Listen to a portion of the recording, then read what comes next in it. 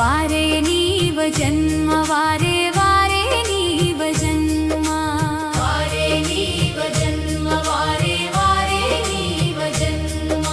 स्वर्गुंतो हती नाव धर्म स्वर्गुंतो हती नाव धर्म संत महान घडे माती महाराजल खूले माती महाराजल खूले माती महाराजल खूले माती महाराजल खूले माती संसार स्वर्ग जोडी थी संसार स्वर्ग जोडी थी स्वर्गुंतो हती नाव धर्म स्वर्गुंतो हती नाव धर्म वारे नीव जन्म वारे वारे नीव जन्म वारे नीव जन्म वारे वारे नीव जन्म स्वर्गुंतो हती नाव धर्म स्वर्गुंतो हती नाव धर्म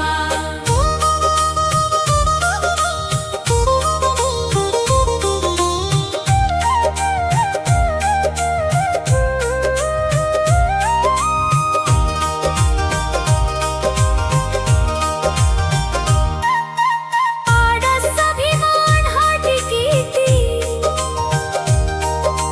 चैतन्य स्वरूप जाने माती चैतन्य स्वरूप जाने माती चैतन्य स्वरूप जाने माती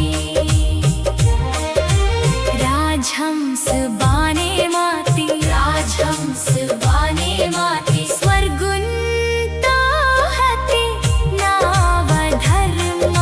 स्वर्गुंतो हती नाव धर्म वारे नीव जन्म वारे वारे नीव जन्म वारे नीव जन्म वारे वारे नीव जन्म स्वर्गुंतो हती नाव धर्म स्वर्गुंतो हती नाव धर्म